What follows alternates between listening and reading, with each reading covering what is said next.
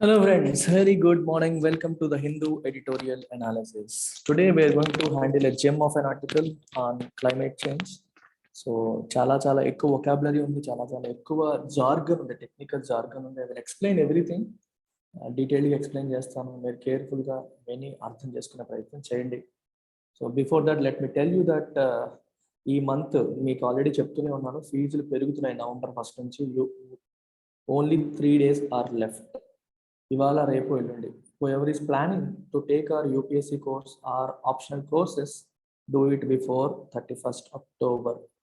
31st October దాటిపోయాక మీకు ఫీజులు అనేవి పెరుగుతున్నాయి. యూపీఎస్సీ ఇన్ఫినిటీ 10,000 పెరుగుతుంది, ఆప్షనల్స్ ఏమో 5,000 రూపీస్ ఫీజు అనేది పెరుగుతుంది. సో ప్లాన్ చేసే వాళ్ళు 31st October లోపు, అంటే ఎల్లుండి లోపు జాయిన్ అయ్యే ప్రయత్నం చేయండి. ఈఎంఐ ఆప్షన్ ఉంది మీకు. అన్ని కోర్సెస్కి లైఫ్ టైం వ్యాలిడిటీ కూడా ఉంటుంది. రైట్, అన్ని కోర్సెస్ కూడా ఫ్రమ్ బేసిక్స్ కవర్ చేస్తాం. ఇంకా ఫర్దర్ డౌట్స్ ఏమైనా ఉంటే ఈ పర్టికులర్ నెంబర్కి కాల్ చేయండి, డౌట్స్ క్లియర్ చేసుకోండి. మన వెబ్సైట్ ఓపెన్ చేసి సెర్చ్ బాక్స్లో డెమో అని చెప్పి టైప్ చేయండి.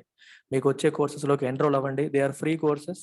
చెక్, మీకు అంతా నచ్చినట్లయితే దెన్ అప్పుడు మేడం కాల్ చేసి మీరు జాయిన్ అవ్వచ్చు. Now let's look at today's editorial. Topic వచ్చేసి క్లైమేట్ డివిడెండ్. డివిడెండ్ అంటే మీనింగ్ ఏంటంటే జనరల్గా బెనిఫిట్ అని, రివార్డ్ అని అర్థం. జనరల్గా కంపెనీస్ మనకి స్టాక్ మార్కెట్లో చూస్తూ ఉంటాం. ఏదైనా కంపెనీకి ప్రాఫిట్స్ వచ్చినప్పుడు కంపెనీ యొక్క షేర్ హోల్డర్స్కి డివిడెండ్స్ ఇస్తుంది. అంటే ప్రాఫిట్లో షేర్ని బెనిఫిట్స్ రూపంలో ఎవరైతే కంపెనీ షేర్స్ కొన్నారో వాళ్ళందరికీ ఇస్తుంది. సో డివిడెండ్ మీరు సింపుల్గా అర్థం చేసుకోవాలంటే రివార్డ్ లేదా బెనిఫిట్ అనే మీనింగ్ తీసుకోవచ్చు. అంటే క్లైమేట్ చేంజ్లో మనకేం రివార్డ్ ఉంది, మనకేం బెనిఫిట్ ఉంది అంటే కొన్ని ఉన్నాయి. అవి ఏంటో కూడా మనం ఇందులో రాశారు, చూద్దాం.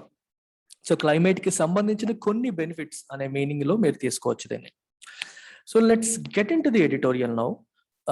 ఇక్కడ టైటిల్ ఏముంటుంది, ఏ క్లైమేట్ డివిడెండ్ ఉంది. తర్వాత ఇక్కడ సమ్మరీ ఇస్తారు ఎప్పుడు కూడా.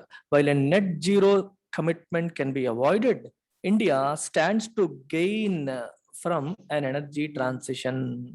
ఇక్కడ కీవర్డ్స్ చాలా ఇంపార్టెంట్ అమ్మా. So make note of the keywords. First, net zero commitment అనే పదం వాడారు. నెట్ జీరో కమిట్మెంట్ అంటే అర్థం ఏమిటి? ఇప్పుడు ఒక కంట్రీ ఉంది, this is a country, let us say India కావచ్చు, ఏదైనా కంట్రీ కావచ్చు. ప్రతి కంట్రీ కూడా lot of production activities, lot of transportation యాక్టివిటీస్లో పార్టిసిపేట్ చేస్తూ ఉంటుంది. సో చాలా ఇండస్ట్రీస్ ఉంటాయి, ట్రాన్స్పోర్టేషన్ జరుగుతూ ఉంటుంది. That means there are lot of CO2 emissions లేదా కార్బన్ ఎమిషన్స్ అనేవి జరుగుతూ ఉంటాయి every year. At the same time అదే కంట్రీలో చెట్లు, అడవులు ఇలాంటివి కూడా చాలా ఉంటాయి. సో దానివల్ల ఏమవుతుంది, CO2 అబ్జార్ప్షన్ జరుగుతుంది. అంటే వాతావరణంలో ఉన్న అట్మాస్ఫియర్లో ఉన్న CO2ని అబ్జార్బ్ చేసుకోవడం కూడా జరుగుతుంది ఒక పక్క. ఎమిషన్స్ అనేవి ఒక పక్క, డెవలప్మెంట్ యాక్టివిటీస్లో భాగంగా కార్బన్ ఎమిషన్స్ కూడా ఒక పక్క జరుగుతూ ఉంటాయి. ఇప్పుడు కార్బన్ ఎమిషన్స్ అనేవి అబ్జార్ప్షన్ కంటే ఎక్కువ ఉందనుకోండి, అప్పుడు మనం ఏమంటాం, కార్బన్ పాజిటివ్ అంటాం. అంటే మనం ఎక్కువ ఎమిట్ చేస్తున్నాం, తక్కువ అబ్జార్బ్ చేస్తున్నాం. ఎమిషన్స్ తక్కువ ఉండి అబ్జార్ప్షన్ ఎక్కువ ఉందనుకోండి, నెగిటివ్. అంటే మనం ఎక్కువ అబ్జార్బ్ చేస్తున్నాం, తక్కువ ఎమిట్ చేస్తున్నాం. That's a good sign. రెండు ఈక్వల్ అయిందనుకోండి, అప్పుడు నెట్ జీరో అంటాం. అంటే మనం ఎంత ఎమిట్ చేస్తున్నామో అంత అబ్జార్బ్ చేస్తున్నామో అని అర్థం. అబ్జార్ప్షన్ అనేది న్యాచురల్గా జరగవచ్చు, like using your forest, or ఆర్టిఫిషియల్గా జరగవచ్చు. కొన్ని కార్బన్ అబ్జార్బ్ చేసే మెషినరీ కూడా కొన్ని కంట్రీస్లో కనిపెడుతున్నారు, టెక్నాలజీని తీసుకొస్తున్నారు. As of now it's an expensive technology. దాని ద్వారా ఏంటంటే వాతావరణంలో ఉన్న కార్బన్ డైఆక్సైడ్ని అది లాగేస్తుంది. అలాంటి టెక్నాలజీ ద్వారా కూడా మీరు అబ్జార్బ్ చేయొచ్చు. So emissions equal to absorption అయితే, మనం ఎంత ఎమిట్ చేస్తున్నామో అంత అబ్జార్బ్ చేసుకోగలుగుతుంటే, that means we have achieved net zero అని అర్థం. అమెరికా ఈ కాన్సెప్ట్ని తీసుకొచ్చింది. జో బైడెన్ ఏమంటారంటే 2050 కల్లా America is planning to become net zero. America net zero అయిపోబోతోంది 2050 కల్లా అని చెప్పి జో బైడెన్ అనౌన్స్ చేశారు. ఒక 2-3 days బ్యాక్ ఆస్ట్రేలియా కూడా అనౌన్స్ చేసింది, మేము కూడా 2050 కల్లా నెట్ జీరో అయిపోతాము అని చెప్పేసి. చైనా ఏమో 2060 కల్లా మేము నెట్ జీరో అవుతామని చెప్తుంది. రైట్, చైనా 2060 కల్లా నెట్ జీరో అవుతాం అంటే మేము ఎంత ఎమిట్ చేస్తున్నామో అంత అబ్జార్బ్ చేస్తాము అంటే అర్థం ఏంటంటే ఇద్దరు అబ్జార్ప్షన్ కెపాసిటీ అన్నా పెంచాలి, లేదా ఎమిషన్స్ అన్నా తగ్గించాలి. అంటే ఒకవైపు ఫారెస్ట్ కవర్ పెంచుతూ ఉండాలి, ఇంకోవైపు ఎమిషన్స్ అనేవి తగ్గించాలి, లేదా గ్రీన్ ఎనర్జీ వైపు ట్రాన్సిషన్ అవ్వాలి. నెట్ జీరో యొక్క మీనింగ్ అది. ఇంకో పక్క ఏం రాశారు, net zero commitment can be avoided. అంటే అర్థం ఏంటి, ఇండియా తొందరపడిపోయి వాళ్ళు ఇస్తున్నారు కదా కమిట్మెంట్ అని మనం కూడా ఇవ్వకూడదు, వాళ్ళు ఇచ్చేస్తున్నారు కదా మనం ఇమీడియట్ గా ఇవ్వకూడదు అని చెప్పి అంటున్నారు. ఎందుకు ఇవ్వకూడదు అంటున్నారు కూడా నేను చెప్తాను, తొందరపడద్దు. కాకపోతే India stands to gain from and energy transition. Energy transition అంటే అర్థం ఏంటి, ఫాజిల్ ఫ్యూయల్ బేస్డ్ ఎనర్జీ నుంచి రెన్యూవల్ ఎనర్జీ వైపు మూవ్ అవ్వడం, గ్రీన్ ఎనర్జీ వైపు మూవ్ అవ్వడం. ఎనర్జీ అనే పదం ఒక ఆల్ ఎన్కంపాసింగ్, అంటే ఇది చాలా వాటిని కవర్ చేస్తుంది. For example oil, gas, electricity, ఇవన్నీ కూడా ఎనర్జీ కిందకే వస్తాయి. ఇవన్నీ కూడా మనకి ఎనర్జీ కిందకే వస్తాయి. ఎనర్జీ ట్రాన్సిషన్ అని చెప్పినప్పుడు ఏమవుతుందంటే మనకి ఫాజిల్ ఫ్యూయల్ బేస్డ్ ఎనర్జీ నుంచి, అంటే for example coal based energy నుంచి గ్రీన్ హైడ్రోజన్ బేస్డ్ ఎనర్జీ వచ్చింది అనుకోండి, లేకపోతే సోలార్ ఎనర్జీకి మూవ్ అయ్యాం అనుకోండి, that is energy transition. Faasil fuel based నుంచి రెన్యూవల్ వైపు, అంటే గ్రీన్, ఇక్కడ రెన్యూవల్ అనేది ఒక మీనింగ్, రెండవది గ్రీన్ అనేది ఇంకో మీనింగ్. రెన్యూవల్ అంటే అర్థం ఏంటంటే, ఇప్పుడు ఫర్ ఎగ్జాంపుల్ చూడండి, కోల్ అన్నాం అనుకోండి, కోల్ అనేది ఏంటి, రెన్యూవల్, నాన్ రెన్యూవల్, ఎందుకంటే ఇది లిమిటెడ్. శిలాజేంద్రాలు అనేవి లిమిటెడ్ గా ఉంటాయి, మనం ఎంత కావాలంటే అంత రెప్లినిష్ చేయలేం. కానీ solar, sun is practically unlimited, ఎండ ఎంత కావాలంటే అంత ఉంటుంది, అందుకే దాన్ని రెన్యూవల్ ఎనర్జీ అని చెప్పి అంటారు. అది ఒక సెన్స్ లో అంటున్నాం. ఇప్పుడు గ్రీన్ ఎనర్జీ అనే పదం ఎక్కువగా వాడుతున్నాం. గ్రీన్ ఎనర్జీ అంటే అర్థం ఏంటి, అది ప్రొడ్యూస్ చేసే క్రమంలో ఎమిషన్స్ ఏవి జరగట్లేదు, పొల్యూషన్ ఏమి జరగట్లేదు అని అర్థం. సోలార్ ఎనర్జీ, సోలార్ ప్యానల్స్ ద్వారా మనం ఎలక్ట్రిసిటీ ప్రొడ్యూస్ చేస్తాం అనుకోండి, పొల్యూషన్ జరగదు కదా, so it is green energy అనమాట. ఎనర్జీ ట్రాన్సిషన్ అంటే ఈ గ్రీన్ ఎనర్జీ వైపు మూవ్ అవడంలో ఇండియాకి చాలా బెనిఫిట్స్ ఉన్నాయి. ఇదంతా సమ్మరీ, ఆర్టికల్ అంతా చదివాక మనకు ఆ సమ్మరీ వస్తుంది, కానీ ముందే మనం చెప్తున్నాం ప్రతిరోజు కూడా. As it prepares to face pressure at the COP26 of the UN Framework Convention on Climate Change in Glasgow, India is adopting the stand that a national deadline for a net zero carbon dioxide emissions is uncalled for, given its moral claim to a far greater share of the remaining global carbon budget. ఈ sentence ఇలా చదవగానే విపరీతమైన భయం వచ్చేస్తుంది beginners కి, ఎందుకంటే there is too much of jargon. Let's break it down, ఒక్కొక్క పదాన్ని బ్రేక్ డౌన్ చేసుకుంటూ వెళ్ళిపోదాం. As it prepares to face pressure at the COP26. What is this COP26? సో ఇది ఇంతకు ముందు వచ్చిన ఎడిటోరియల్స్ చెప్పాను, బట్ కొత్త వాళ్ళ కోసం మళ్ళీ రిపీట్ చేస్తున్నాను. మీరు 1992కి వెళ్ళాలి. COP26 గురించి అర్థం చేసుకోవాలంటే 1992కి మనం ఒకసారి వెళ్ళిపోతే, there is something called UNFCC, United Nations Framework Convention on Climate Change. United Nations Framework Convention on Climate Change. Rio summit అని ఒక మీటింగ్ జరిగింది 1992లో. ఈ రియో సమిట్ లో, ఈ మీటింగ్ లో యునైటెడ్ నేషన్స్ లో మెంబర్ కంట్రీస్ అన్ని కూడా FCCCని సైన్ చేశాయి. అంటే అర్థం ఏంటి, వాట్ ఈస్ దిస్ UNFCC? 3 Cలు, framework, convention on climate change, దీన్ని సైన్ చేశాయి. అంటే క్లైమేట్ చేంజ్ అనేది inevitable, it is a reality, we have to face it. దానికోసం ప్రపంచ దేశాలన్నీ కూడా they have to come out with joint framework or joint policy అనే ఉద్దేశంతో ఈ కన్వెన్షన్ ఏర్పాటు చేశారు. అయితే ఏర్పాటు చేస్తే సరిపోతుందా, ప్రతి సంవత్సరం కలవాలి, కలిసి కూర్చొని డిస్కస్ చేయాలి. మరి ఈ United Nations framework convention climate change 1992లో సైన్ చేశారు, but it came in to effect in 1994లో it came in to effect, and 197 countries దీన్ని రాటిఫై చేశాయి. రాటిఫై అంటే అప్రూవ్ చేశాయి. ఇండివిజువల్ గా కూడా వాళ్ళ దేశాల్లో కూడా దాన్ని మనం రాటిఫై చేస్తున్నట్టుగా చట్టాలు తీసుకురావడం అనేది జరిగింది. రాటిఫికేషన్ అనేది జరిగింది. జరిగిన తర్వాత ఏం జరిగిందంటే, they formed something called COP అంటే conference of parties. It is the apex decision making body. Apex అంటే టాప్ మోస్ట్ అని అర్థం. అంటే ఈ United Nations framework convention on climate change లో there is something called COP, which is the, ఇందులో ఎవరుంటారు, అన్ని దేశాలు ఉంటాయి. Conference of parties, COP full form ఏంటి, conference of parties, decision making body. ఈ COP అనేది మీట్స్ ఎవ్రీ ఇయర్, కుదరకపోతే తప్పితే ఇది ప్రతి సంవత్సరం కూడా కలుస్తుంది. అంటే అర్థం ఏంటి, ఇందులో ఉన్న అన్ని కంట్రీలు కూడా ప్రతి సంవత్సరానికి ఒకసారి కలుస్తాయి. అలా కలిసే మీటింగ్ కి పేర్లు పెడతారు, COP1, COP2, COP3 అలా. ఇప్పుడు ఈ సంవత్సరం మనం చూడబోతోంది COP26. ఇప్పుడు మనం చూడబోతుంది COP26 అనమాట. అంతే, దీంట్లో కంగారు పడాల్సిన అవసరం లేదు. మనకి 2000 2015లో COP21 జరిగింది. ఈ COP21 ఎక్కడ జరిగింది? ప్యారిస్. మనకు గుర్తుందా? ప్యారిస్ క్లైమేట్ అగ్రిమెంట్ అనేది COP21 లోనే సైన్ చేశారు. అలాగే 1997లో క్యోటో ప్రోటోకాల్ వచ్చింది. 1997లో క్యోటో ప్రోటోకాల్, రైట్? ఇది కూడా ఒక పర్టికులర్ COP3 క్యోటో ప్రోటోకాల్ అనేది COP 1995, 96, 97 అలా అనమాట. సో ఇలా మనం ఇవన్నీ ఫేమస్, ఇవి కాక ఇంకా చాలా చాలా జరుగుతూ ఉంటాయి. సో ప్రతి సంవత్సరం వాళ్ళు కలుస్తారు, మాట్లాడతారు, డిస్కస్ చేస్తారు. కొన్ని హిస్టారిక్ అగ్రిమెంట్స్ ని కూడా సైన్ చేయడం అనేది జరుగుతూ ఉంటుంది కొన్ని సందర్భాల్లో. ఇలా ప్యారిస్ అగ్రిమెంట్ లో భాగంగా అప్పుడు ఏమనుకున్నారంటే గ్లోబల్ టెంపరేచర్స్ ని ప్రీ ఇండస్ట్రియల్ లెవెల్స్, అంటే ఇండస్ట్రియలైజేషన్ జరగడానికి ముందు ప్రీ ఇండస్ట్రియల్ టెంపరేచర్స్ కి +2 degrees సెంటిగ్రేడ్ లేదా కుదిరితే 1.5 degrees సెంటిగ్రేడ్, దీనికంటే తక్కువ మెయింటైన్ చేయాలి. ప్రీ ఇండస్ట్రియల్ టెంపరేచర్ కంటే 2 degrees మాత్రమే ఎక్కువ ఉండేలాగా మనం చూసుకోవాలి, లేదా కుదిరితే 1.5 degrees సెంటిగ్రేడ్ లోపు గ్లోబల్ టెంపరేచర్ లిమిట్ చేయాలి అని చెప్పి ప్యారిస్ అగ్రిమెంట్ లో నిర్ణయించుకోవడం జరిగింది. అర్థమైందా? So this is the meaning of COP26 and UNFCCC. ఈ పదాలు మీకు అర్థమై ఉంటాయి ఇప్పుడు. This is COP26 and United Nations framework convention on climate change. ఇక్కడ India as it prepares to face pressure. ఎందుకు ప్రెషర్ ఫేస్ చేయబోతుంది? ఎందుకంటే ఇండియా నెట్ జీరో కమిట్మెంట్ ఇవ్వడానికి ఇష్టపడట్లేదు. అమెరికా ఏమో నెట్ జీరో కమిట్మెంట్ ఇమ్మని అడుగుతుంది అందరికీ. అంటే అన్ని దేశాలు కూడా మీరు పలానా సంవత్సరానికల్లా నెట్ జీరో ఎమిషన్స్, అంటే మీరు ఎంత ఎమిట్ చేస్తారో అంత అబ్జార్బ్ చేసుకుంటామని చెప్పి కమిట్ చేయండి అని చెప్పి అమెరికా అడుగుతుంది. కానీ ఇండియా దానికి సిద్ధంగా లేదు, కాబట్టి ప్రెషర్ ఫేస్ చేయబోతుంది. ఇండియా ఎటువంటి స్టాండ్ అడాప్ట్ చేస్తుంది? అడాప్ట్ అంటే ఫాలోయింగ్ అని అర్థం.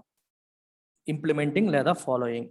స్టాండ్ అంటే మన పాయింట్ ఆఫ్ వ్యూ ఏంటి, మన స్టాండ్ ఏంటి అంటే that national dead line for net zero carbon dioxide emissions is uncalled for. ఇలా నేషనల్ డెడ్ లైన్ పెట్టడం ఏదైతే ఉందో net zero carbon dioxide emissions కి ఈజ్ అన్కాల్డ్ ఫర్. ఇది అనవసరం, ఇది అన్వెల్కమ్, ఇది అనవసరంగా మీరు తీసుకొస్తున్నారు, ఇది అవసరం లేదు, ఇది ఉండకూడదు, ఇట్ ఈస్ నాట్ గుడ్. అంటే మనం దాన్ని ఇది అన్నెసెసరీ, అన్డిజైరబుల్ అని చెప్పి ఇండియా అంటుంది. అర్థమవుతుందా? మీరు అమెరికా చెప్తోంది, ఆస్ట్రేలియా వచ్చింది, యునైటెడ్ కింగ్డమ్, యూరోపియన్ యూనియన్, ఈ కంట్రీస్ అన్ని కూడా నెట్ జీరో కమిట్మెంట్స్ ఇచ్చాయి. కానీ ఇండియా ఇష్టపడట్లేదు. ఎందుకు ఇష్టపడట్లేదు అనేది కూడా చూడండి. Given its moral claim to a far greater share of the remaining global carbon budget. So చాలా చాలా కేర్ఫుల్ గా మీరు ఈ సెంటెన్స్ అర్థం చేసుకోవాలి, ఎందుకంటే ఫస్ట్ సెంటెన్స్ లోనే చాలా మీనింగ్ ఉంది. Given its moral claim to a far greater share of the remaining global carbon budget. అసలు కార్బన్ బడ్జెట్ అంటే అర్థం ఏంటి? ఇక్కడే కింద డెఫినేషన్ ఇచ్చారు, ఒకసారి చూసేయండి. The budget which represents the estimated volume of future emissions that will allow global average temperature rise to be kept within safe limits, well below 2 degrees centigrade or 1.5 degrees centigrade under the Paris Agreement. Paris Agreement లో మీకు చెప్పాను 1.5 degrees centigrade లోపు లేదా కుదిరితే 2 degrees, well below 2 degrees centigrade లేదా 1.5 degrees centigrade లోపు మనం maintain చేయాలి. ఇప్పుడు మీకు ఒక విషయాన్ని అర్థం చేసుకోవడానికి ప్రయత్నం చేయండి. కేర్ఫుల్ గా ఇప్పుడు నేను చెప్పబోయేది వినండి.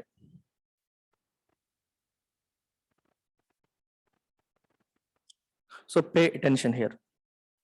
ఇప్పుడు try to understand this.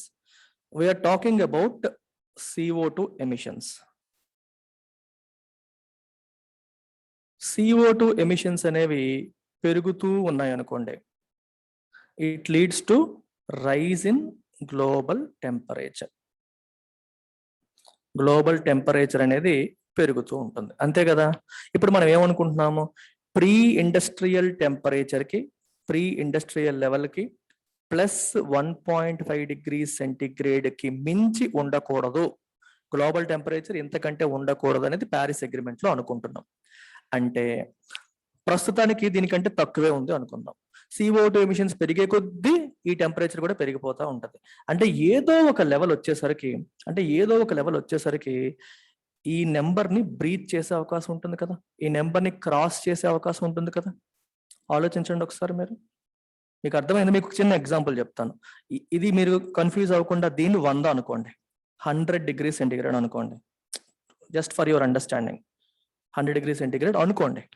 100 degrees centigrade 100 degrees centigrade global temperature ఉండాలి అంటే CO2 ఎమిషన్స్ ఏమో 1000 గిగాటన్స్ అనుకోండి జస్ట్ అంతే, ఇంకేం లేదు. అంటే 1000 గిగాటన్స్ 1990, ఇప్పుడు మనకి 1990 నుంచి కౌంట్ చేద్దాం. 1990 నుంచి క్యుములేటివ్ గా వస్తున్న ఈ ఎమిషన్స్ ఏవైతే ఉన్నాయో అవి 1000 గిగాటన్స్ కి చేరిపోతే 100 డిగ్రీ సెంటిగ్రేడ్ కి రీచ్ అయిపోతాము. 100 డిగ్రీ సెంటిగ్రేడ్ అంటే ప్యారిస్ అగ్రిమెంట్ లో ఏదైతే మాక్సిమం అన్నారో అక్కడికి రీచ్ అయిపోతాము. ఇది దాటిపోయింది అనుకోండి, ఈ టెంపరేచర్ దాటేసి ఇంకా ముందుకు వెళ్ళిపోతాం అని అర్థం.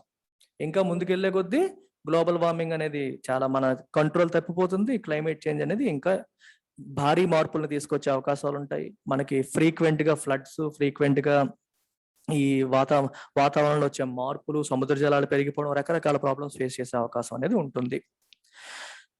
ఇక్కడ మీరు అర్థం చేసుకోవాల్సిన ఏంటి, ఇది ఏదైతే నెంబర్ ఇచ్చారో దీన్ని నేను 100 డిగ్రీ సెంటిగ్రేడ్ అనుకున్నాను. మీకు అర్థం కావడం కోసం అనుకుంటున్నాను, ఇది లిమిట్. ఎంత టెంపరేచర్ అవ్వడానికి ఎన్ని ఎమిషన్స్ అయితే, ఎంత కార్బన్ డైఆక్సైడ్ మనం ఆకాశంలోకి విడిచిపెడితే ఎంత టెంపరేచర్ కి రీచ్ అవుతామో అది కార్బన్ బడ్జెట్. అది కార్బన్ బడ్జెట్. అర్థమైందా? ఇది ఒక దేశానికి సంబంధించింది కాదు, అన్ని దేశాలకి కలిపి సంబంధించింది. ఈ నెంబర్స్ యాక్యురేట్ కాదు, మీకు అండర్స్టాండింగ్ కోసం చెప్తున్న నెంబర్స్ ఇవి. అంటే ప్రపంచ దేశాలన్నీ కలిపి 1990 నుంచి కౌంట్ చేస్తారు. అన్ని కలిపి క్యుములేటివ్ గా అప్పటి నుంచి ఇప్పటి వరకు క్యుములేటివ్ గా ఎన్ని టన్నుల కార్బన్ డైఆక్సైడ్ అయితే ఎమిట్ చేస్తే ఈ పర్టికులర్ టెంపరేచర్ కి రీచ్ అయిపోతామో అది కార్బన్ బడ్జెట్. అంటే అంతకంటే ఎక్కువ కార్బన్ డైఆక్సైడ్ ఎమిషన్స్ అనేవి జరగకూడదు అనేది అక్కడ ఉద్దేశం. మీకు అర్థమైందా?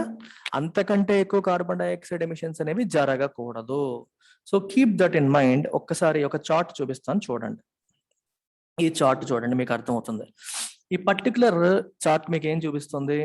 Share of cumulative emissions 1990 to 2015. 1990 నుంచి 2015 వరకు క్యూములేటివ్ గా ఎంత కార్బన్ డైఆక్సైడ్ ఎమిషన్స్ జరిగాయి అని చెప్పి ఇక్కడ రాశారు. 4 కలర్ కోడింగ్స్ వాడారు. 4 కలర్ కోడింగ్స్ అనేవి వాడారు. ఇప్పుడు ఇది చూడండి, ఇందాక చెప్పాను 1.5 డిగ్రీ సెంటిగ్రేడ్ దగ్గర మెయింటైన్ చేయాలి అంటే pre industrial plus 1.5 degree centigrade temperature దగ్గర గ్లోబల్ వార్మింగ్ మెయింటైన్ చేయాలి అంటే ఎంత కార్బన్ డైఆక్సైడ్ మనం విడుదల చెయ్యవచ్చు అనేది ఈ టోటల్ అమౌంట్ 100% అనుకోండి. ఇందులో 4% ఎవరు తిన్నారు, ఎవరు కంట్రిబ్యూట్ చేశారంటే ఈ గ్రీన్ వాల్. ఈ గ్రీన్ ఎవరు? Poorest 50 countries.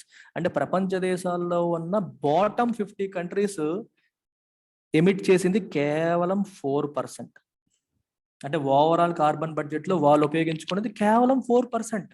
In terms of emissions తీసుకుంటే కేవలం 7%. అంటే ఇప్పటి వరకు ఎంతైతే ఎమిషన్స్ జరిగాయో కేవలం 7% మాత్రమే వీళ్ళు ఎమిట్ చేసింది వాతావరణంలోకి. మధ్యలో ఉన్న 40% ఎవరైతే ఉన్నారో మిడిల్ ఇన్కమ్ కంట్రీస్, వాళ్ళు 41% ఎమిషన్స్ చేశారు. ఈ చూడండి, రిచెస్ట్ 10% కంట్రీస్ ఏవైతే ఉన్నాయో, రిచెస్ట్ 10% కంట్రీస్ ఏవైతే ఉన్నాయో 37% కంట్రిబ్యూట్ చేశాయి. అర్థమవుతుందా? అండ్ రిచెస్ట్ 1% ఎవరైతే ఉన్నారో ఈ బ్లాక్ 15% కంట్రిబ్యూట్ చేశారు. 15% కంట్రిబ్యూట్ చేయడం అనేది జరిగింది. సో ఇది పరిస్థితి. ఎలాంటి పరిస్థితిలో మనం ఉన్నాం అంటే బాగా డబ్బున్న కంట్రీసే విపరీతంగా తినేస్తున్నాయి. అంటే ఇక్కడ రిచెస్ట్ 10% లో 1% ఆల్రెడీ ఉంది. సో ఇదంతా కలిపి మీకు 10% కిందకి వస్తుంది. ఈ 1%, 15%, ఈ 10% లో 52% అనేది మీకు వస్తుంది. మీకు అర్థమైందా? అంటే రిచ్ 10% వాళ్ళే 52% ఎమిషన్స్ చేశారు. ఇంకా కార్బన్ బడ్జెట్ పరంగా తీసుకుంటే 31% బడ్జెట్ వాళ్ళే తినేశారు. మొత్తం 100% లో 31% బడ్జెట్ వాళ్ళే తినేశారు. ఇక్కడ పర్సంటేజ్ ఇక్కడ ఎందుకు వేరియేషన్ ఉందంటే ఓవరాల్ ఎమిషన్స్ ఇక్కడ 100% అనుకుంటాం. అంటే 2015 వరకు ఎమిట్ అయినవంతా కలిపి 100% అనుకుంటే ఈ 100% లో ఎవడెంత ఎమిట్ చేశాడు అనేది ఇక్కడ చెప్తున్నారు. ఇక్కడ ఏమంటున్నారంటే ఓవరాల్ బడ్జెట్ ఏమో 100% అనుకుంటే మనకి 60% బడ్జెట్ కన్జ్యూమ్ అయిపోయింది. ఇవన్నీ కలపండి, 31, 25, 4, 60%. 60% బడ్జెట్ ఆల్రెడీ కన్జ్యూమ్ అయిపోయింది. 40% స్టిల్ పెండింగ్. ఈ 60% లో ఎవడెంత తిన్నాడు అంటే 31% ఈ రిచ్ కంట్రీసే వాడేసాయి. రిచ్ 10% 31% వాడేసాయి. మిడిల్ ఇన్కమ్ కంట్రీస్ ఏమో 25% వాడాయి. ఈ పూర్ కంట్రీస్ 50% ఆఫ్ కంట్రీస్ కలిపి ఓన్లీ 4% వాడాయి. ఇప్పుడు కార్బన్ బడ్జెట్ అనేది అందరిది కదా, అంటే అందరూ కలిసి ఎంత ఎమిషన్స్ చేయొచ్చు అనేది ఉద్దేశం. మరి ఇందులో కూడా మెజారిటీ అంతా వీళ్ళే తినేశారు, వీళ్ళే ఇప్పటి వరకు విపరీతంగా తినేశారు. ఇప్పుడు వచ్చేసి ఇంకా 40% మిగిలింది, మీరేమి ఎమిషన్స్ చేయకండి అని చెప్పి కింద వాళ్ళకి చెప్తున్నారు. Are you getting it? మీరేమి చేయకండి, ఇంకా 40% మిగిలింది, మీరు ఏం చేయకండి, తొందరగా నెట్ జీరో కమిట్మెంట్ ఇచ్చేయండి అని అడుగుతున్నారు. ఇప్పుడు పూర్ కంట్రీస్ ఏమంటాయి, బాబు అసలు మేము ఏం చేసాం, మొత్తం అంతా మీరే చేశారు, అంతా మీరే చేశారు అని చెప్పి పూర్ కంట్రీస్ అంటాయి. ఇప్పుడు మేమేదో డెవలప్ అవుతాము, ఇప్పుడు ఇంకా కొంచెం ఇండస్ట్రియలైజేషన్ వైపు అడుగులు వేస్తామంటే మాకేమో క్లైమేట్ చేంజ్ అంటున్నారు, మాకేమీ చేయొద్దు అంటున్నారు. మీరేమో ఆల్రెడీ చేయాల్సిన పాపాలన్నీ చేసేసారని చెప్పి ఈ పూర్ కంట్రీస్ అంటాయి. మన ఇండియా లాంటి మిడిల్ ఇన్కమ్ కంట్రీస్ కూడా అంతే. మీ రిచ్ కంట్రీస్ ఆల్రెడీ మాకంటే ఎక్కువ తినేశారు, మేము 40% కంట్రీస్ చేసేదానికంటే మీ 10% ఇంకా ఎక్కువ తినేశారు, మీరు వచ్చి మాకు పాఠాలు చెప్తున్నారా, మమ్మల్ని ఏమో డెవలప్ అవ్వనివ్వరా, మీరేమో డెవలప్మెంట్ పేరుతో ఆల్రెడీ ఎమిషన్స్ చేసేసి విపరీతంగా తినేశారు, కార్బన్ బడ్జెట్ అంతా కూడా లాగించేశారు, ఎమిషన్స్ కూడా ఎక్కువ చేసి 52% ఎమిషన్స్ మీరే చేశారు, ఇప్పుడు మాకు అంటున్నారు అనేది ఇండియా యొక్క వాదన. అర్థమవుతుందా మీకు? అందుకే ఇక్కడ ఒక పదం వాడారు, ఏంటా పదం చూడండి, moral claim. It has a moral claim to a far greater share of the remaining carbon budget. ఇప్పుడు ఆల్రెడీ అయిపోయిన 60% లో మెజారిటీ మీరు తిన్నారు కాబట్టి రిమైనింగ్ లో మాకు ఎక్కువ షేర్ ఉంటుంది, ఎందుకంటే మీరు ఎక్కువ తినేసారు already. So you don't have share, so you cut down emissions first. నువ్వు బాగా తగ్గించుకోండి, మీరు తొందరగా నెట్ జీరోకి రండి, అది మీ మీద బాధ్యత ఉంది, కానీ మమ్మల్ని ప్రెషర్ పెట్టకండి, మాకు క్లెయిమ్ ఉంది, మీరు చేయాల్సిందంతా చేసేసి మిగిలిన దాంట్లో మమ్మల్ని ప్రెషర్ పెడుతున్నారు, అది కరెక్ట్ కాదు, morally we have a greater claim అని చెప్పి ఇండియా యొక్క ఉద్దేశం. I hope you have understood this point. It is an absolute gem of a point, మీరు అర్థం చేసుకోవాలి. ఇంకొక ఆస్పెక్ట్ కూడా చెప్తాను మీకు. I tell you a beautiful word. ఇది చాలా కామన్ గా మనం క్లైమేట్ చేంజ్ కి సంబంధించిన అంశాల్లో మనం ఉపయోగిస్తాం. యునైటెడ్ నేషన్స్ ఫ్రేమ్వర్క్ కన్వెన్షన్,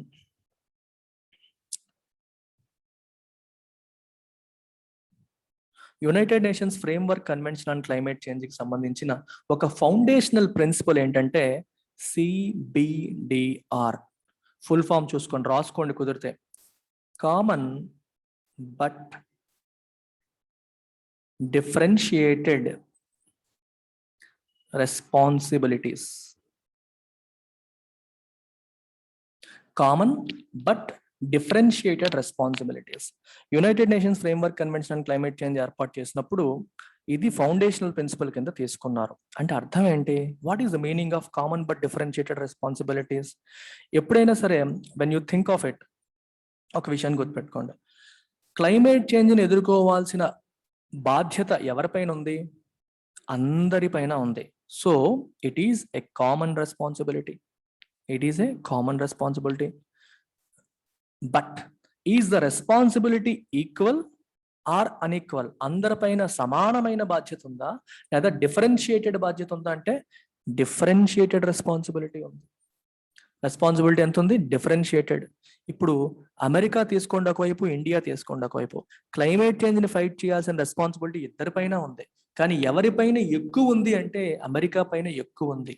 ఎందుకు అమెరికా పైన ఎక్కువ ఉందంటే అమెరికా క్లైమేట్ చేంజ్ కి ఇండియా కంటే ఎక్కువ కంట్రిబ్యూట్ చేసింది. కంట్రిబ్యూట్ అంటే నెగిటివ్ గా, ఎక్కువగా డెవలప్ అయిపోయింది, ప్రొడక్షన్ ఎక్కువ చేసింది, పొల్యూషన్ ఎక్కువ చేసింది. సో ఈ రోజు క్లైమేట్ చేంజ్ మనం ఏదైతే ఫేస్ చేస్తున్నామో ఈ పాపంలో, ఈ తప్పులో మేజర్ భాగం ఈ రిచ్ కంట్రీస్ ఫేస్ చేస్తున్నాయి. అంటే వాళ్ళ వల్లే ఈరోజు ఈ పరిస్థితి వచ్చింది. కాబట్టి దీన్ని ఎదుర్కొనే కార్యక్రమంలో కూడా వాళ్ళు మనకంటే ఎక్కువ రెస్పాన్సిబిలిటీ తీసుకోవాలి. వాళ్ళు ఆల్రెడీ పొల్యూషన్స్ చేసి ఇండస్ట్రియలైజ్ చేసి రిచ్ అయిపోయారు. ఇప్పుడు వాళ్ళు ఈ మిడిల్ ఇన్కమ్ కంట్రీస్ కి, పేద కంట్రీస్ కి ఫండింగ్ ఇవ్వాలి. క్లైమేట్ ఫినాన్స్ రూపంలో తక్కువ వడ్డీకి అప్పులన్నా ఇవ్వాలి, లేకపోతే ఫ్రీగా గ్రాంట్స్ అన్నా ఇవ్వాలి. ప్లస్ టెక్నాలజీని ట్రాన్స్ఫర్ చేయాలి. క్లైమేట్ చేంజ్ని ఎదుర్కొనే క్రమంలో ఇండియాకి అవసరమైన గ్రీన్ టెక్నాలజీ లాంటివి వాళ్ళు ఆల్రెడీ డెవలప్డ్ కంట్రీస్ కాబట్టి ఎక్కువ ఉంటాయి, వాటిని ట్రాన్స్ఫర్ చేయాలి అనేది ప్యారిస్ క్లైమేట్ అగ్రిమెంట్లో అనుకున్నారు. సో ప్రతి సంవత్సరం మీరు ఫండింగ్ ఇవ్వాలి, మరియు ఈ పేద కంట్రీలకి మీరు, పేద కంట్రీ మిడిల్ ఇన్కమ్ కంట్రీస్కి మీరు టెక్నాలజీ ట్రాన్స్ఫర్ చేయాలి, వాళ్ళకి హెల్ప్ చేయాలని అనుకున్నారు. అందుకని ఈ పదం వాడాం, common but differentiated responsibilities. It is not an equal responsibility, it is a common responsibility but differentiated responsibility. అదే ఆ విషయం అనేది మీరు అర్థం చేసుకోవడం చాలా చాలా important. The budget, which represents the estimated volume of future emissions that will allow global temperature rise to be kept within safe limits. Budget అంటే ఏం చెప్పాను, ఎంత ఫ్యూచర్ ఎమిషన్స్ చేస్తే టెంపరేచర్ అనేది సేఫ్ లిమిట్స్ లో ఉంటుంది, అంటే ఎంత దాటిపోతే సేఫ్ లిమిట్ దాటిపోతుంది, అది బడ్జెట్. దాన్ని క్రాస్ చేయడానికి లేదు, అది బడ్జెట్ అన్నమాట. ఎంత లేపంట్లో ఉంచాలి, 2 degrees centigrade, well below 2 degrees centigrade or 1.5 degrees centigrade under the Paris agreement. ఇది ఎలా మెయింటైన్ చేయాలి. Must anyway be shared by all countries. ఈ బడ్జెట్ అన్ని కంట్రీస్ కలిపి షేర్ చేసుకోవాలి, కానీ డెవలప్డ్ కంట్రీస్ ఎక్కువ వాడేసాయి. Since China, the US and the EU collective representing the highest emissions are expected to occupy a big share of the remaining budget, calculated at between 420 to 580 gigatons of CO2. ఇందాక మీ లెక్కలో చూసాం మనం, remaining budget మనకి ఎంత మిగిలింది అంటే 420 to 580 గిగాటన్స్ మాత్రమే మిగిలింది.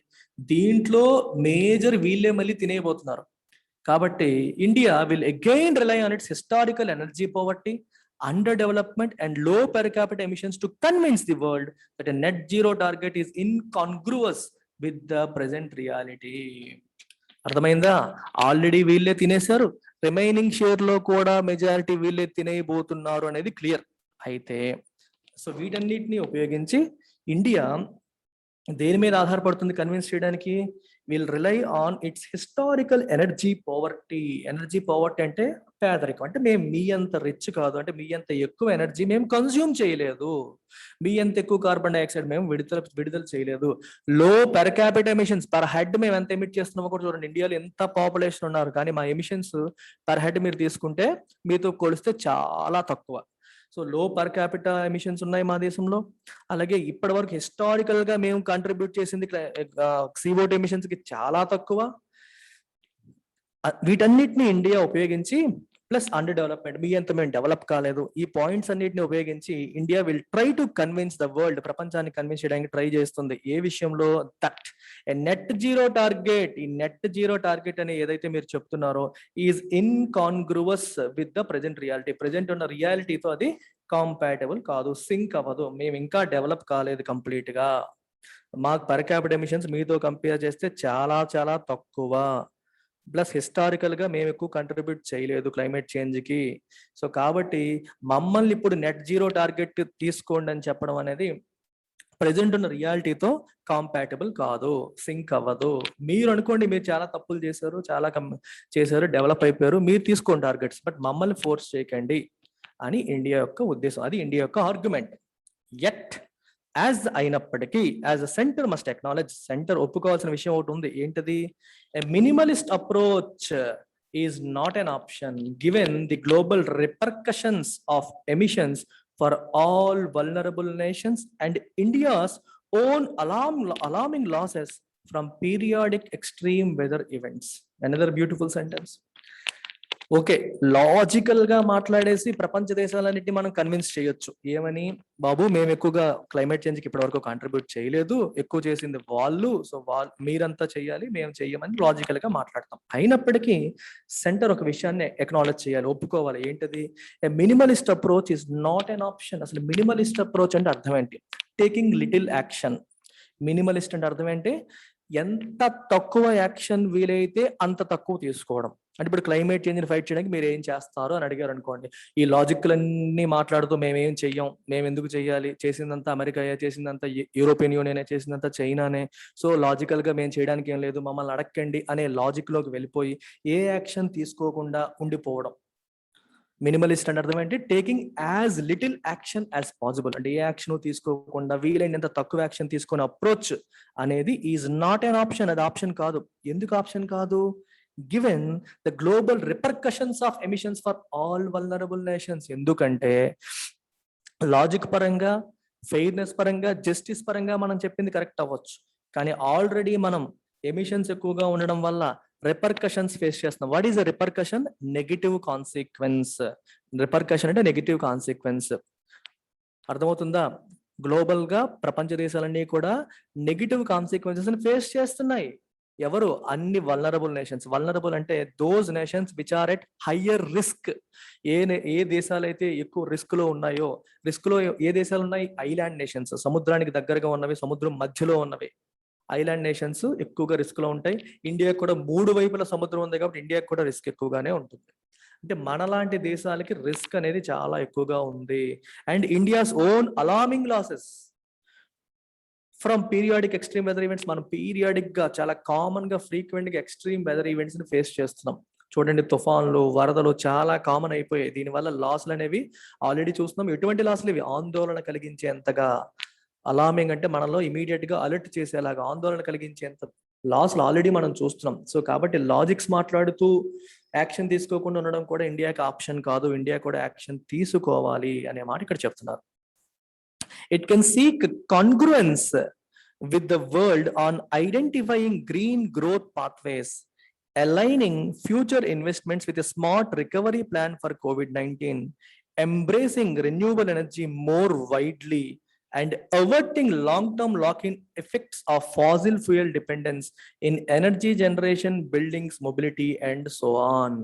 ఇండియా ఏం చేయొచ్చు? It can seek convergence. Convergence అంటే అందరూ ఒకే మాట మీదకి వచ్చేలాగా చేయడం. కన్వర్జ్ అంటే కలవడం. 2 నదులు కన్వర్జ్ అయ్యి అంటే కలిశాయి, 2 అభిప్రాయాలు కన్వర్జ్ అయ్యి అంటే కలిశాయి అని అర్థం. సో ప్రపంచ దేశాలన్నిటితో కన్వర్జెన్స్ ని సీక్ చేయొచ్చు, కోరుకోవచ్చు, ట్రై చేయొచ్చు. ఏ విషయంలో? On identifying green growth pathways. Growth అంటే మీకు తెలిసిందే, గ్రో అవ్వడం. అయితే ఎటువంటి growth? Green growth. Green growth అంటే ఇప్పుడు for example world wide growth ని ఎలా ఎస్టిమేట్ చేస్తారు? జీడిపి. జీడిపిలో ఎంత గ్రోత్? జీడిపి అంటే అర్థం ఏంటి? Total amount of goods and services produced. అంటే ప్రొడక్షన్ యాక్టివిటీస్ పెరిగితే మన జీడిపి పెరుగుతుంది, జీడిపి పెరిగితే మనం గ్రో అయ్యామంటాం. మరి ప్రొడక్షన్ యాక్టివిటీస్ జరిగినప్పుడు ఆటోమేటిక్ గా చాలా వరకు పొల్యూషన్ అనేది జరుగుతుంది. మరి పొల్యూషన్ జరగకుండా గ్రో అవ్వాలంటే అర్థం ఏంటి? రెన్యూవబుల్ ఎనర్జీని వాడి మనం ప్రొడక్షన్ యాక్టివిటీస్ లో అంటే ఎలక్ట్రిసిటీ అనేది ఫాజిల్ ఫ్యూయల్ బేస్డ్ ఎలక్ట్రిసిటీ అయ్యి ఉండకూడదు, రెన్యూవబుల్ ఎనర్జీ బేస్డ్ ఎలక్ట్రిసిటీ అయ్యి ఉండాలి. పొగ బయటికి రాకూడదు, కోల్ బేస్డ్ బర్నింగ్ ఉండకూడదు, ఇట్లాంటివి అనమాట. పొల్యూషన్ కి దారి తీయని గ్రోత్, అలాంటి గ్రోత్ ఏమంటాం? Green growth. Green growth pathways ని ఐడెంటిఫై చేయడం, aligning future investments with a smart recovery plan for COVID-19. Future లో ప్రపంచ దేశాలు పెట్టే పెట్టుబడులన్నీ కూడా ఈ ఆల్రెడీ మనం COVID-19 తర్వాత రికవరీ ప్లాన్ లో ఉన్నాం. అంటే ప్రతి ప్రపంచ దేశం కూడా COVID-19 వల్ల రిసెషన్ లోకి వెళ్ళిపోయింది. చాలా వరకు గ్రోత్ అనేది పోయి నెగిటివ్ గ్రోత్ లోకి వెళ్ళిపోయింది. ఇప్పుడు అన్ని దేశాలు కూడా తొందరగా గ్రో అవ్వాలి అనుకుంటున్నాయి. అయితే ఈ ప్రయత్నంలో జీడిపి గ్రోత్ మీద ఎక్కువ ఫోకస్ చేసేసి గ్రీన్ గ్రోత్ ని పక్కన పెట్టేయకూడదు, క్లైమేట్ చేంజ్ ని మర్చిపోకూడదు అని అంటున్నారు. అందుకనే ఫ్యూచర్ ఇన్వెస్ట్మెంట్స్ అన్నింటినీ కూడా ఈ గ్రీన్ ఇన్వెస్ట్మెంట్స్ కింద మార్చాలి. COVID-19 రికవరీ ప్లాన్ తో దాన్ని సింక్ చేయాలి. Embracing renewable energy more widely. Embrace అంటే జనరల్గా కౌగులించుకోవడం, ఎంబ్రేస్ అంటే హగ్ అని. ఇక్కడ ఎంబ్రేస్ అంటే అర్థం ఏంటి? రెన్యూవబుల్ ఎనర్జీని ఎక్కువగా ఉపయోగించడం. మోర్ వైడ్లీ, చాలా ఎక్కువ రంగాల్లో రెన్యూవబుల్ ఎనర్జీని ఉపయోగించడం. అవర్టింగ్ అంటే avoiding long term lock in effects of fossil fuel dependence. Fossil fuel మీద ఆధారపడే పరిస్థితి నుంచి మనం బయటపడాలి, అవాయిడ్ చేయాలి. ఏ విషయాల్లో? Energy generation. అంటే for example electricity is energy, electricity generation, coal based electricity generation జరిగింది అనుకోండి, కోల్ అనేది ఫాజిల్ ఫ్యూయల్. సో అంటే ఫ్యూచర్ లో మనం కోల్ బేస్డ్ ఎనర్జీ జనరేషన్ నుంచి తప్పుకోవడానికి ప్రయత్నం చేయాలి. బిల్డింగ్స్ లో ఏం ఎనర్జీ ఉంటుంది? బిల్డింగ్స్ లో సిమెంట్ ఉంటుంది కదా అనుకుంటారు. బిల్డింగ్స్ లో మరి ఏసీలు మెయింటైన్ చేస్తారు, హోమ్ అప్లయన్సెస్ మెయింటైన్ చేస్తారు, ఎలక్ట్రిసిటీ వాడతాం, గ్యాస్ వాడతాం, ఇదంతా కూడా ఎనర్జీయే కదా. వాటికి కూడా ఫాజిల్ ఫ్యూయల్ మీద డిపెండ్ అవ్వడం అనేది తగ్గాలి. మొబిలిటీ అంటే ట్రాన్స్పోర్టేషన్ లో కూడా మీకు ఎలక్ట్రిక్ కైండ్ ఆఫ్ వెహికల్స్ పెరగాలి. Faasil fuel dependent, petrol diesel మీద డిపెండెంట్ వెహికల్స్ అనేవి తగ్గాలి. వీటన్నిటిని అవాయిడ్ చేయాలని చెప్పి రాశారు. వీటన్నిటి విషయంలో గ్లోబల్ కన్వర్జెన్స్ కోసం ఇండియా ప్రయత్నం, అంటే ప్రపంచ దేశాలన్నీ కూడా ఒక మాట మీదకి వచ్చేలాగా ఇండియా ప్రయత్నం చెయ్యాలి అని రాశారు. అండ్ ఇమీడియట్ లీప్ అంటే జంప్. అంటే ఇప్పుడు ఒక అడుగు ఇక్కడ నుంచి ఇక్కడికి అడుగేస్తే చిన్నది, ఇక్కడ నుంచి ఎలా వేస్తే జంప్, ఇంకా పెద్ద జంప్ ని లీప్ అంటాం అనమాట. ఇప్పుడు మీకు చిరుతపుళ్ళు గట్రా వేస్తాయి చూడండి, పరిగెత్తుకుంటూ ఇక్కడ నుంచి ఎక్కడికి పెద్ద పెద్ద అడుగులు వేసుకుంటూ వెళ్తాయి, వాటిని లీప్స్ అంటాం. an immediate leap into net zero may yet be avoided. అయితే ఇవన్నీ కరెక్టే, కానీ ఇమీడియట్ గా నెట్ జీరో కమిట్మెంట్ ఇండియా ఇవ్వకూడదు. we should still try to avoid it. And a core message at Glasgow would be that rich countries are yet to deliver on the promised $100 billion a year from 2020 to help poor nations adapt to climate change. చూడండి, చాలా అంటే గ్లాస్గోలో India ఏం చెయ్యాలని చెప్పి కూడా రాస్తారు. గ్లాస్గోలో meeting జరగబోతుంది ఈ సంవత్సరం. అక్కడ నెట్ జీరో కమిట్మెంట్ చేయమని చెప్పి వాళ్ళు ప్రెజర్ పెడతారు, బట్ డోంట్ కమిట్. ఇంకా ఏమంటున్నారు, rich countries already Paris climate agreement లో భాగంగా ఒక కమిట్మెంట్ ఇచ్చాయి. వాళ్ళు ఇచ్చిన కమిట్మెంట్ ని ఇప్పటి వరకు నిలబెట్టుకోలేదు. $100 బిలియన్ వాళ్ళు ఇస్తాము పూర్ కంట్రీస్ కి అని చెప్పారు. దేనికోసం? To help poor nations adapt to climate change. ఇక్కడ 2 పదాలు చెప్తాను, కేర్ఫుల్ గా వినండి. ఇవన్నీ మీకు క్లైమేట్ చేంజ్ వొకాబులరీ కింద మీరు నేర్చుకోవచ్చు. క్లైమేట్ చేంజ్ లో 2 పదాలు వస్తాయి. ఒకటి మిటిగేషన్, 2 అడాప్టేషన్. ఈ పదాలు చాలా చాలా ఇంపార్టెంట్. వినండి, మల్టిపుల్ టైమ్స్ వస్తూ ఉంటాయి. మీకు 31st జరుగుతుంది మీటింగ్, అంతవరకు ఆ తర్వాత కూడా మీకు వస్తూనే ఉంటాయి ఆర్టికల్స్. మిటిగేషన్ అంటే అర్థం ఏంటి? క్లైమేట్ చేంజ్కి ఏదైతే కారణం అవుతుందో ఆ కారణాలను తగ్గించుకోవడం, కట్ డౌన్ చేయడం. అంటే ఏంటి? ఎమిషన్స్ తగ్గించుకోవడం, ఇట్లాంటివి mitigation activities. Climate change mitigation అన్నాం అనుకోండి, ఈ క్లైమేట్ చేంజ్కి ఏదైతే కారణం అవుతుందో వాటి యొక్క ఉపయోగాలను తగ్గించడం. కోల్ ఉపయోగించడం తగ్గించడం, పెట్రోలు, డీజిల్ ఇలాంటివన్నిటిని తగ్గించుకుంటూ రావడం. అడాప్టేషన్ అంటే అర్థం ఏంటి? క్లైమేట్ చేంజ్ వల్ల వస్తున్న మార్పులకి తగ్గట్టుగా మనల్ని మనం మార్చుకోగలం. Adaptation is nothing but changing us according to the changed circumstances. మారిన పరిస్థితులు తగ్గట్టుగా మనల్ని మనం మార్చుకోగలడం. For example, frequency of floods పెరిగింది అనుకోండి, ఫ్లడ్ రెసిస్టెంట్ హోమ్స్, లేదా ఫ్రీక్వెన్సీ ఆఫ్ మీకు తుఫాన్లు పెరిగాయి అనుకోండి, తుఫాన్లు వచ్చినా సరే తట్టుకోగలిగే కెపాసిటీ ఉండే బిల్డింగ్స్ ని కన్స్ట్రక్ట్ చేయడం. ఆస్తి నష్టం, ప్రాణ నష్టం ఎక్కువ జరగకుండా చూడడం. ఒకవేళ వస్తే మనకి ముందుగానే తెలిసేలాంటి టెక్నాలజీస్ ని బిల్డ్ చేసుకోవడం, సో దట్ ప్రాణ నష్టాన్ని అవాయిడ్ చేయొచ్చు, ఆ ఏరియాస్ ని ఖాళీ చేయొచ్చు. ఇట్లాంటివి అడాప్టేషన్ టెక్నిక్స్. ఇవి అడాప్టేషన్ కి ఇంకొక ఎగ్జాంపుల్ కూడా చెప్తాను. ఎక్కువగా మనం ఒకటి అనుకుంటాం, ఎప్పుడైనా క్లైమేట్ చేంజ్ వల్ల నష్టం, ప్రాణ నష్టం అనేసుకుంటాం, బిల్డింగ్స్ కూలిపోతాయి అనుకుంటాం. కానీ ఇంకో నష్టం కూడా ఉంది. ఏంటిది? అగ్రికల్చర్. పంట కూడా పాడైపోతుంది. విపరీతమైన వర్షాలు పడడం వల్ల పంట కుళ్ళిపోతుంది, నీటిలో ఉండి ఉండి ఉండి కుళ్ళిపోతూ ఉంటది. అడాప్టేషన్ మెజర్ లో భాగంగా మనం ఒకటి చెప్పొచ్చు. ఏంటది? ఇప్పుడు ఒక కొత్త తరహా వరి విత్తనాలు మనం తయారు చేయగలిగాం అనుకోండి, ఆ వరి అనేది ఒక నెల రోజులు నీటిలో ఉండిపోయినా సరే పాడవదు. సో దానికి ఏ ఎబిలిటీ వచ్చింది? Adaptation ability. అంటే క్లైమేట్ చేంజ్ వల్ల వచ్చిన కొత్త తరహా వెదర్ ని తట్టుకునే కెపాసిటీ దానికి వచ్చింది అని అర్థం. అడాప్టేషన్ అంటే అది కూడా. అంటే మారిన పరిస్థితులకి తట్టుకునే శక్తి, రెసిలియన్స్ అంటాం. ఇలాంటి శక్తి ఉన్న అగ్రికల్చర్ తీసుకురావడం, బిల్డింగ్స్ తీసుకురావడం, ఇట్లాంటివన్నిటిని అడాప్టేషన్ టెక్నిక్స్ కింద మాట్లాడతాం. మిటిగేషన్ అంటే తగ్గించుకోవడం. అడాప్టేషన్ అంటే మారిన దానికి తగ్గట్టుగా మారగలగడం, తట్టుకోగలిగేలాగా బిల్డ్ అవ్వడం. ఇది ఈ 2 పదాలు మీకు important, very very important. Climate change vocabulary. Adapt అవ్వడానికి సరిపడా ఫినాన్స్ ఇవ్వాలంటే వాళ్ళకి ఆ కొత్త తరహా టెక్నాలజీస్ అనేవి అందించాలి, ఫండింగ్ ఇవ్వాలి అని అర్థం. ఆ విషయంలో ఇప్పటికీ రిచ్ కంట్రీస్ వాళ్ళ ప్రామిస్ మీద నిలబడలేదు. అయితే but India's case can B strength. And ఇప్పుడు ఇంకో విషయం, వాళ్ళు డబ్బులు ఇస్తారు, ఇచ్చేటప్పుడు ఏంటి? వాళ్ళని మీరు కన్విన్స్ చేయాలి. బాబు, మీరు ఇచ్చిన డబ్బులతో మేము క్లైమేట్ చేంజ్ ని ఫైట్ చేయడానికి ఏమేమి చేస్తున్నాము, ఏమేమి చేయబోతున్నాం అని చెప్పి కన్విన్స్ చేయగలగాలి రిచ్ కంట్రీస్ ని. ఊరికే డబ్బులు ఇవ్వరుగా. వాళ్ళు ఒక పర్పస్ కోసం ఇచ్చిన డబ్బులు ఇంకో పర్పస్ కోసం వాడేస్తే పర్పస్ అనేది లాస్ట్ అయిపోతుంది. సో ఇండియా ఏ రకంగా వాళ్ళని కన్విన్స్ చేయగలుగుతుంది? India's case can be strengthened. ఎలా? Only with a clear plan for a multi sectoral energy transition. అంటే మల్టీ సెక్టరల్ ఎనర్జీ, మేము ఎనర్జీ ట్రాన్సిషన్ ప్లాన్ లో ఉన్నాము. కావాలంటే మీరు చూడండి, we're getting into renewal energy, we're getting into green energy initiatives, we're not going to depend on fossil fuels అని చెప్పి మేము ప్లాన్ చేసాము అని చెప్పి మనం కన్విన్స్ చేయాలి. Only then they will come and help us. అప్పుడు మనకి ఫండింగ్ ఇస్తారు. There is little evidence, for instance, that the indirect carbon tax in the form of very high levies on automotive fuels has been earmarked for a big green push through affordable electric mobility, or even a financial dividend to all citizens to mitigate inflationary price effects on essential consumption. Another beautiful and important sentence, careful గా అర్థం చేసుకోవడానికి ప్రయత్నం చేయండి. ఒక్కొక్కటి explain చేస్తాను. There is little evidence. Little evidence అంటే almost no evidence. Little అంటే అర్థం ఏంటి? నో. ఒకసారి గ్రామర్ లోకి వెళ్ళిపోదామా? మీకు ఈ పదాలు చాలా ఎక్కువగా వస్తాయి. లిటిల్ అంటే ఆల్మోస్ట్ నథింగ్. ఏ లిటిల్ అంటే కొంచెం. ద లిటిల్ ఆ కొంచెం అంటే స్పెసిఫిక్ గా. I have spent the little money that I had. నా దగ్గర ఉన్న ఆ కొంచెం మనీ ఏదైతే ఉందో, the little money I had, అది ఖర్చు పెట్టేశాను. అర్థమవుతుందా? I have a little money, నా దగ్గర కొంచెం మనీ ఉంది. I have little money to survive. ఇక్కడ ఏ వాడలే నేను. I have little money to survive, అంటే సర్వైవ్ అవ్వడానికి సరిపడా మనీ కూడా నా దగ్గర లేదు. ఏ లిటిల్ అంటే కొంచెం అని, లిటిల్ అంటే నథింగ్ అని, అసలు ఏం లేదని. ద లిటిల్ అంటే నా దగ్గర ఉన్న ఆ కొంచెం ఏదైతే ఉందో అది స్పెసిఫిక్ గా అది. I have spend the little money I had, నా దగ్గర ఉన్న కొంచెం మనీ నేను స్పెండ్ చేసేసాను. ఇంగ్లీష్ క్లాస్లో డీటెయిల్గా మాట్లాడవచ్చు, ఇక్కడ సరిపోతుంది మీకు. ఇక్కడ మీరు అర్థం చేసుకోవాల్సింది ఏంటంటే లిటిల్ ఎవిడెన్స్ అంటే ఎవిడెన్స్ లేదు. ఫర్ ఇన్స్టెన్స్ ఎగ్జాంపుల్కి the indirect carbon tax in the form of very high levies on automobile. ఇప్పుడు మనకి పెట్రోల్ డీజిల్ పైన చాలా ఎక్కువగా ట్యాక్స్లు వేస్తున్నారు, వ్యాట్ వేస్తున్నారు.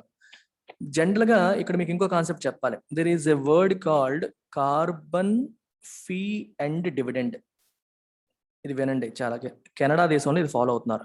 కార్బన్ ఫీ అండ్ డివిడెండ్ అంటే అర్థం ఏంటంటే కార్బన్ డైఆక్సైడ్ ఎమిషన్ కి కారణమయ్యే ఫ్యూయల్స్ ఏవైతే ఉన్నాయో వాటిపైన ఎక్సెస్ ట్యాక్స్, కార్బన్ ట్యాక్స్ వేస్తారు, ఎక్స్ట్రా ట్యాక్స్ అనేది వేస్తారు అనమాట. మామూలు ట్యాక్స్లు కాకుండా ఎక్స్ట్రా ట్యాక్స్. అది ఫీజు రూపంలో ప్రభుత్వం కలెక్ట్ చేసుకుంటది. అయితే ఇలా కలెక్ట్ చేసుకున్న మనీ ఏదైతే ఉందో ఆ దేశంలో ఉన్న ప్రజలందరికీ పనిచేస్తుంది. అందుకే డివిడెండ్ అన్నారు. Dividend is a gift, dividend is a benefit, dividend is a reward. అంటే ఎవరైతే ఎక్కువగా కార్బన్ డైఆక్సైడ్ వాడుతున్నారో, కార్బన్ డైఆక్సైడ్ ఎమిషన్స్ కి కారణం అవుతున్నారో వాళ్ళ దగ్గర కార్బన్ ట్యాక్స్ రూపంలో ఎక్స్ట్రా మనీని కలెక్ట్ చేసి ఆ మనీ దేశంలో ఉన్న ప్రజలందరికీ పనిచేయడం, ఫ్రీగా పనిచేయడం. దీన్నే carbon fee and dividend concept అంటారు. ఇది కెనడా దేశంలో, ఇంకొన్ని దేశాల్లో ఈ కాన్సెప్ట్ ఉపయోగిస్తారు. ఎందుకంటే దీనివల్ల వాళ్ళ వాడకం తగ్గించుకుంటారు అని.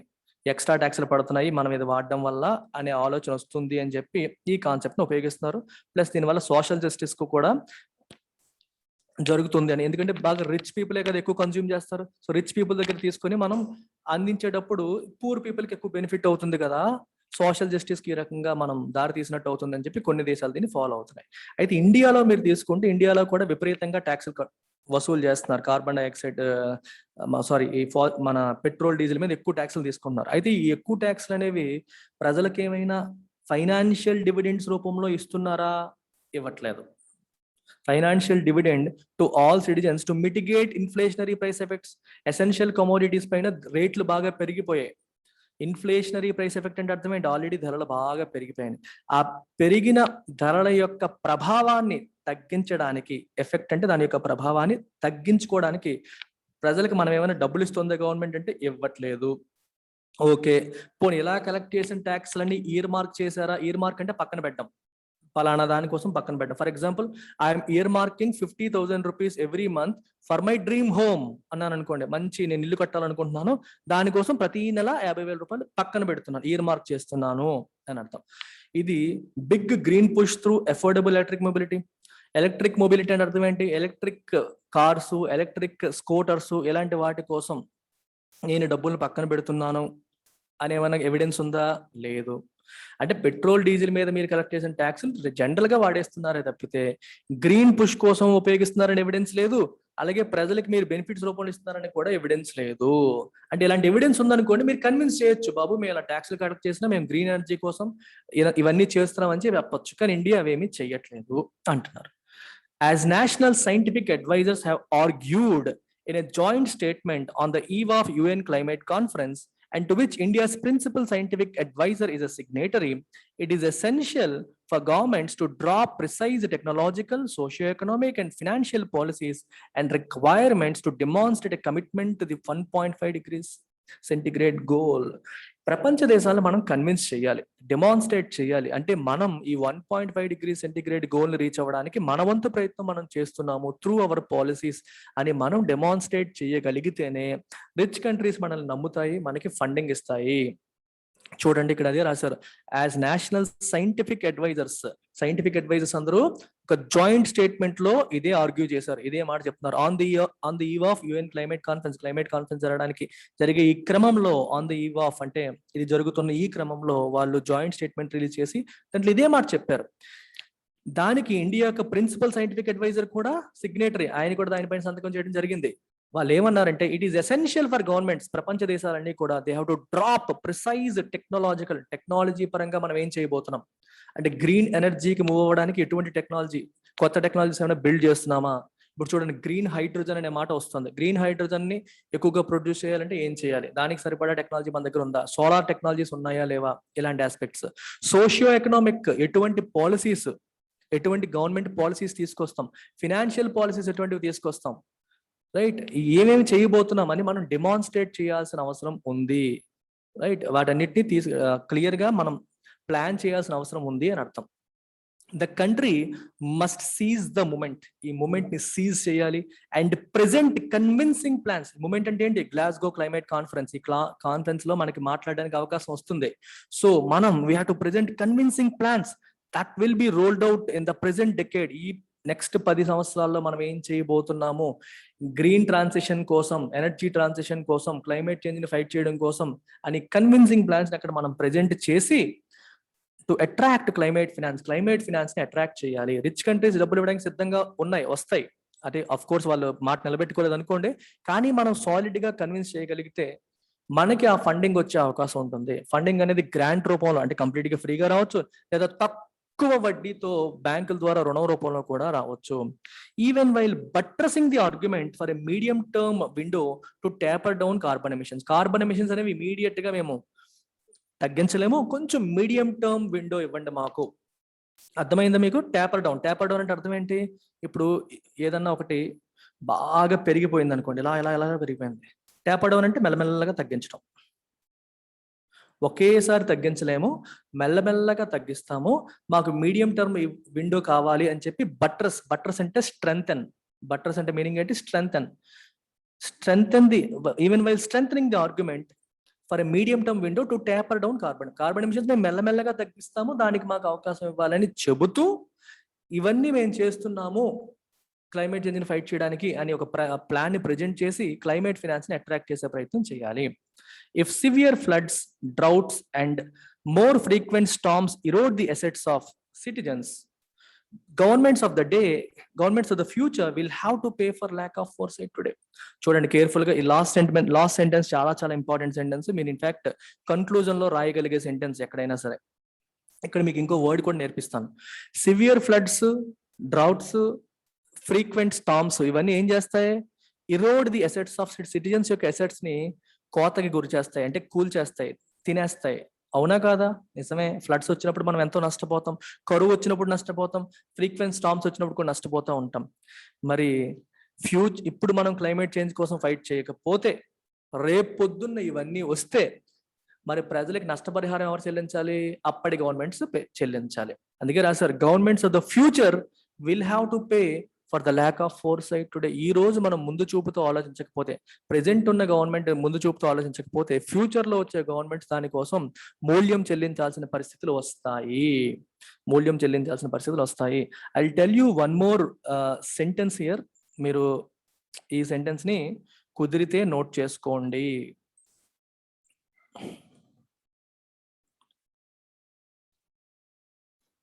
ఇంటర్ జనరేషనల్ ఈక్విటీ అనేది 2-3 సందర్భాల్లో వాడతారు. ఫినాన్స్ లో వాడతారు, క్లైమేట్ చేంజ్ లో కూడా వాడతారు. ఇంటర్ జనరేషనల్ అంటే ఇది ప్రజెంట్ జనరేషన్, ఇది ఫ్యూచర్ జనరేషన్. ఈ రోజు మనం చేసే తప్పులు ఏవైతే ఉన్నాయో, ఈ రోజు మనం చేసే మిస్టేక్స్ ఏవైతే ఉన్నాయో, మిస్టేక్స్ అనేవి ఏంటి? క్లైమేట్ చేంజ్ కోసం ఫైట్ చేయకుండా విపరీతంగా వాతావరణాన్ని పాడు చేసేయడం, ఎత్తుని నాశనం చేసేయడం. దీని యొక్క మూల్యం ఎవరు చెల్లించబోతున్నారు? Future generations. అంటే మనం ఈ రోజు మన కోసం మనం ఆలోచించుకుంటూ ఉండడం వల్ల భవిష్యత్ తరాలను మనం ఏం చేస్తున్నాం? అన్యాయం చేసిన వాళ్ళం అవుతున్నాం. ఈక్విటీ అంటే ఫెయిర్నెస్, ఈక్విటీ అంటే జస్టిస్.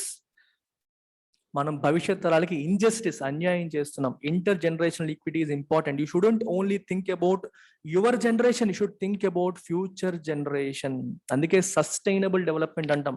డెవలప్మెంట్ ఉండాలి, అది గ్రీన్ డెవలప్మెంట్, సస్టైనబుల్ డెవలప్మెంట్ అయి ఉండాలి. అంటే భవిష్యత్ తరాలకి అన్యాయం జరగకుండా ఉండే డెవలప్మెంట్ అనేది రావాలి. అలాగే క్లైమేట్ చేంజ్ కూడా అంతే. ఈ రోజు మనం దాన్ని ఫైట్ చేయకపోతే మన భవిష్యత్ తరాలు ఫేస్ చేస్తాయి. అంటే ఈ తరం నెక్స్ట్ తరానికి అన్యాయం చేసినట్టు. We must ensure intergenerational equity, అంటే భవిష్యత్ తరాలకి అన్యాయం జరగకుండా ఈక్విటీ ఉండేలాగా మనం చూడాలి. దట్స్ అబౌట్ ఇట్ అమ్మా. Take care, bye.